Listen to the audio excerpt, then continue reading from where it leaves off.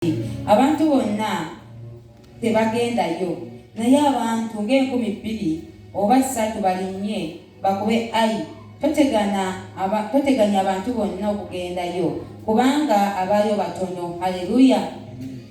Tulaba Bayibuli etugamba temugenda. Yoswa yalowooza oba abantu bano Yoswa yasindika okuketta. Baali balowooza nti Katonda akyali ku sayidi yaabwe nga bulijjo. Kubanga bayitanga Mukama mu mbeera nnyingi n'abalwanirira. Bakobolanga Katonda n'abakubira abalabe. Haleluya. Naye muganda we kati bano babagamba ati nedda temugenda kabuga tukalabe katono nnyo. N'abantu abalimu batono. With a small population. Mutwale abantu batono bajja kusobola okubakuba. Take a few people, they will manage to strike them. Hallelujah. Hallelujah. Olunyiriri olwokuna awo ne balinnya ku bantu abasajja 3,000 ne badduka mu maaso g'abe Ayi. N'abe Ayi ne bakuba mu bo abantu 36 ne bagoba okubajja mu wankaaki okutuuka ku Sebalimu ne bakubira awaserengetwa. Emitima gy'abantu ne gisaanuuka ne gibanga amazzi.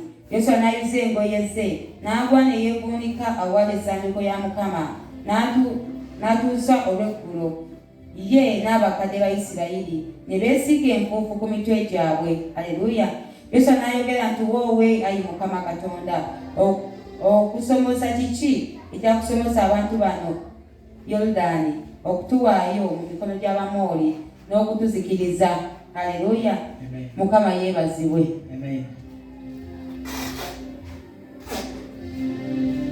Abantu Mukama kiki ekyakusomosa abantu bano okutuwaayo mu mikono gy'Abamoli?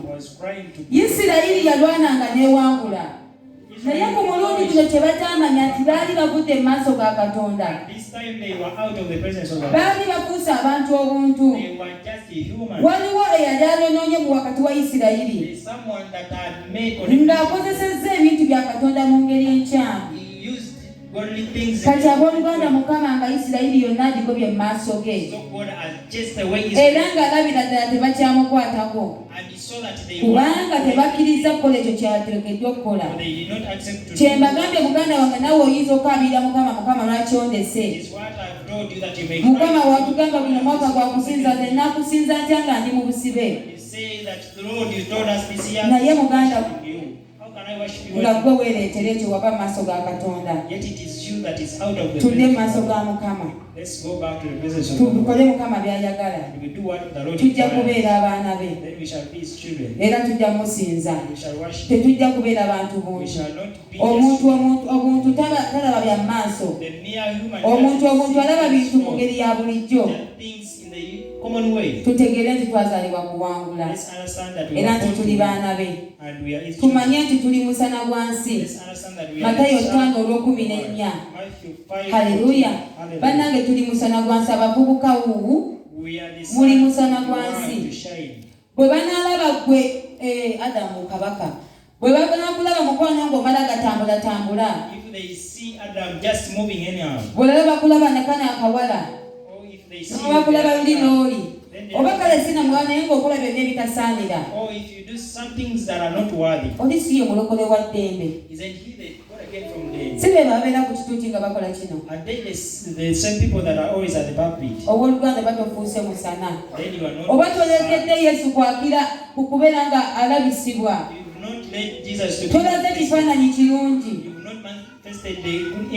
era abooluganda tewajja kubeera kusinza munda mu ggwe era ensi tejja kudduka eri Yesu kubanga gw'olaze ekifaananyi kifu. Ojja kusibira abantu ba Katonda emabega kubanga otambudde ng'ensi bw'etambula kubanga owuliriza eddoboozi ly'ensi. Evangelist yatugambye nti amaloboozi abiri ery'ensi n'ery'eggulu. Ensi ekulaga akabina akalena ak'omukyala. Ensi ekulaga ebbeere ettutu. Oluganda eggulu likugamba ki? Kkiriza obeere omusana gw'ensi. Kkiriza obeere omusana gw'ensi. Haleluya. omuntu omuntu tasobola kubeera musana gwa nsi kubanga atambula ng'ensi bw'eyagala. Omuntu omuntu tasobola kubeera munnyo gwa nsi.